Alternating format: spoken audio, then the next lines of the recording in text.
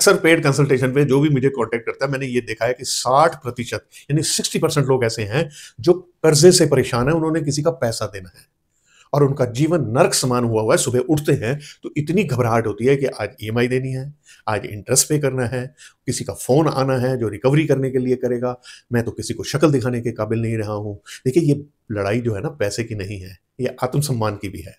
अब ऐसे में आपको कुछ उपाय करने हैं और कुछ बातें जाननी ज़रूरी हैं। जिस कारण से भी आपने कर्ज़ा लिया हुआ है, लोन लिया हुआ है, अब ये दोबारा नहीं होना चाहिए। दूसरी बात यह है कि पूरा मन बना लो कि मैंने पैसा पे करना ही है हर हालत में। तीसरी बात यह है कि जो भी आपसे बात करे पैसे लेने के लिए, उससे बहुत विनम्रता से बात करें।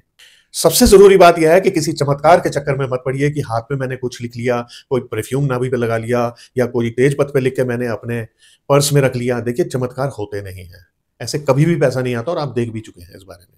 पैसा आएगा तो केवल काम करके ही आएगा।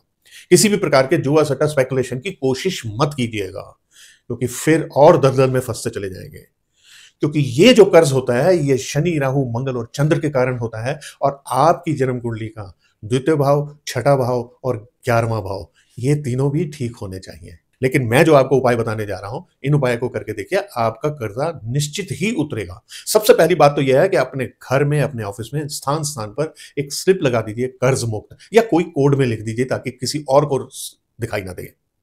अब सुबह आपको जल्दी उठना ही पड़ेगा, सूर्य उदय के समय। देखिए, कष्ट तो उठाना ही पड़ेगा, ये इतना बड़ा लोन पे करना है, इतनी टेंशन में है आप, तो क्या करें। सुबह सूर्योदय से पहले उठिए और सूर्योदय के समय सूर्य को जल अर्पण जरूर करें, यह आपका मनोबल बढ़ाएगा। अपने जीवन में आप एक कम से कम पीपल का पेड़ जरूर लगाएं और उसकी सेवा करें। पीपल का पेड़ आप नहीं लगा सकते, विदेश में रहते हैं, तो कोई और वृक्ष लगा लीजिए। वृक्ष नहीं लगा सकते तो अपने घर में एक अच्छा सा गमला आप ले आएं और उसकी पूरी सेवा करें। इसके अतिरिक्त आप अपने घर की एंट्रेंस पे या पीपल पे शनिवार को, घर की एंट्रेंस में डेली और पीपल के नीचे आप शनिवार शाम को सरसों के तेल का दीपक जरूर जलाया करें। एक मंत्र आपको बताता हूं, इसका आप स्नान के बाद में पाठ जरूर किया कीजिए थोड़े समय के लिए। मंत्र यह है, ओम नमो भगवते वासुदेवाय धनार्थ नमः। यह मैंने लिखा भी हुआ है।